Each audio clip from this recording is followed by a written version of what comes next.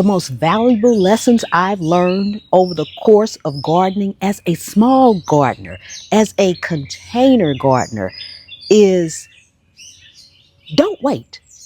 Stop waiting to harvest, okay? As a small gardener, especially if you're just starting out, we all want to wait. We want to come out here and get this big harvest of whatever it may be. Big old bowl or tray of tomatoes and cucumbers and squash and lettuce and everything. We want this big harvest. So sometimes as our plants start to grow, we wait. We say, oh my goodness, my tomatoes they're full of tomatoes. I'll harvest it next week. I'll wait because then I can get a whole bunch. But we are not farming on acres of land. If you have a small garden, I have a lot in my garden, considering it is a small garden. But I still don't have as much as someone that's gardening on an acre or even a half an acre or even in ground. I have 2 cherry tomatoes, plus a few more starts that I just kind of stuck in the ground. I have one, I think it's a Black Beauty large tomato. That's it.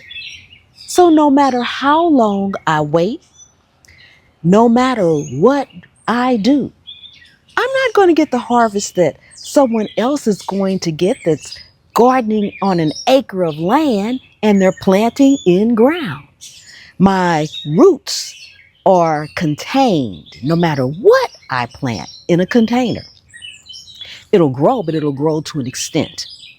Now, I've been blessed that most of the time, my tomato plants, I end up, especially when I put them in one of my elevated beds, I need a step ladder to harvest, okay? They still grow 6, 7 feet tall, all right? So that's a blessing.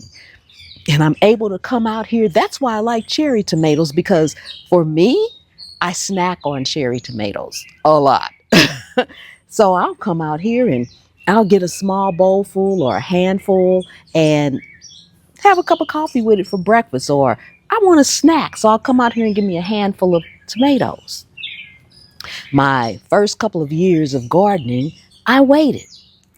I didn't harvest hardly anything. And I'm going to show you what happens when you wait. This is kale that has bolted. Now I can just let it continue now and go to seed. And you can say, well, can't you just take the flowers off? There are a few that you can do that. But most of the time, if once they bolt like this and they start flowering, it's telling the plant that it's at its end of its life cycle. And even if you remove those, more flowers will come. So it's pretty much over. The only thing you can do at this point is continue to let it go through its own cycle and come to seed. Now I could have harvested when it was young and like this, but no, you want to wait until you got this big harvest of kale. But when you harvest like this on a daily basis, first of all, the crown is still in there, so it will encourage more growth. This can go in a salad, all right? The same thing with this. It's young and it's healthy right now. But if I continue to wait, it's going to bolt. Now, that's just one thing that can happen. Another thing that can happen, this is my tatsoi, all right? And I need to harvest some of these, leaving the crown. The crown is the little young part down here in the bottom. That's your crown. Leave it and harvest everything around it, because if you don't, this is not bolted and gone to seed, but someone else is enjoying my tatso. Okay? So if you don't want that to happen, go ahead and harvest. So I will be harvesting all of these other leaves. And when you do have something that is being eaten like this, go ahead and cut off all of those leaves. The other ones will grow back as long as you make sure you leave the crown. Make sure you leave the crown down in there. Now you can try to use neem oil and some other things, but my first go-to is to cut the leaves off and see if I can deter it and stop it at that point. Also, as a small gardener, I've learned to grow to eat, not necessarily to preserve, to keep, to can. Because as a small gardener growing in containers, sure, I can do it, but I'm not going to be able to can as much because I won't have that much of a harvest. So I grow to eat. So I've learned to come out to my garden and see what is available for that day's meal. A lot of people want to just wait and bring it inside, but if you bring it inside, once you've cut it and you bring it inside, you've got to do something with it. It's not going to last that long. You might can keep some things in your refrigerator for a week if you prepare it right, store it right, but it's not going to be there for the long haul. So learn to eat from your garden as much as you can on a day-to-day basis. And if you're eating raw, more of a raw diet, there's no preparation, there's no cooking. You clean it, you eat it, okay? You don't have to worry about cooking it. You don't have to worry about heating up your stove in the summertime. Nothing like that, all right?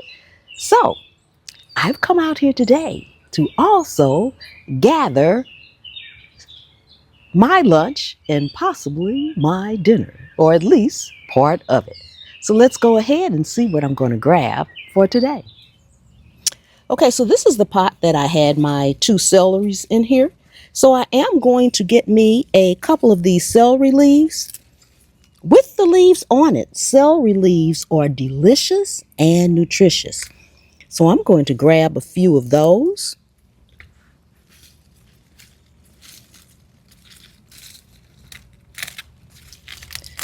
And I'm also grabbing just a little bit of the celery part. Celery can be very strong.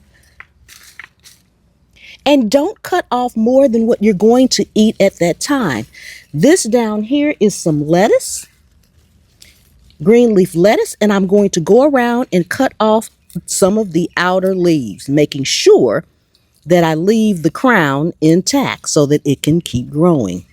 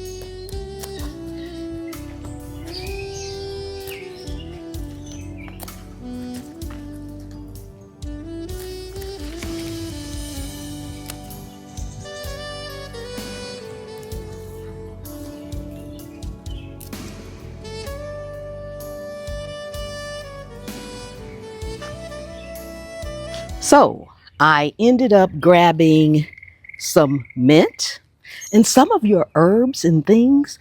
They are very strong, so you only need a little bit to go a long way in whatever you may be preparing. all of this right here is going into a couple of salads for me today. Mint, some parsley, fresh parsley. I've got I did chop down some of the tatsoi that I had in there. We've got, this was some regular lettuce that I have in here. I also have plenty of the red leaf lettuce. And then my celery leaves. Some of the celery I did cut off over here as well. I also grabbed a small piece of oregano, which I need to harvest because it's going crazy over there, and a small piece of sage that I grabbed from over there. My asparagus is actually still growing, but I grabbed all of that yesterday. So what will I do with this? First of all, I'm going to take this in the house and we will clean it very, very well. And then I will chop it up and I'm going to make one huge salad. I'll add some other things to it. I'll add some chia seed powder to it. I do have some tomatoes in the refrigerator as well as cucumber because, well, they haven't started yet. So I will grab my tomatoes and my cucumbers and I will make one big salad. Then I will just pretty much eat off of that salad all day long. Okay? So make sure you don't wait too long to harvest. Look at that. Look at that. So this is actually outside of the asparagus because, oh, that's what I need to grab. Hang on. I need to grab one more thing. Okay, it was actually two more things. I forgot to grab me some onion and garlic scapes. So I will probably grab a few more of these because I just love onions and I love garlic. But these are the garlic scapes. They're kind of flat. You can tell the difference. These are the green onion, or not green onion, but just the onion scapes that I have. So I forgot to grab the scapes. Oh my goodness. One of my favorite. Now I am complete. So don't wait. Go ahead, harvest. Try to eat off of your garden each and every day. And if you don't have enough to make a salad, still, it's okay.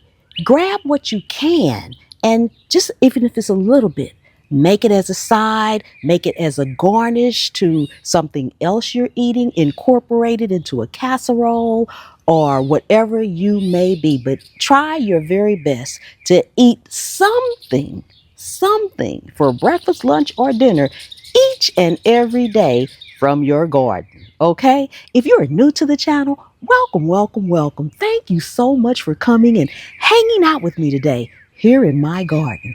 I really do appreciate each and every one of you guys. If you are not subscribed to the channel, hit that subscribe button. Let's get to 100,000 subscribers together. For my returning subscribers, thank you so much for keep coming back and hanging out with me here in my garden. And my channel members, if you are not a part of the Scaredy Cat crew, come on now. What are you waiting on? And don't forget to check out my other channels, Cooking at Pam's Place. Y'all know where I do all my cooking. Pam's POV, other tips, tricks, and hacks, and life information that is not related to cooking or gardening. And then Pam's pop-ups.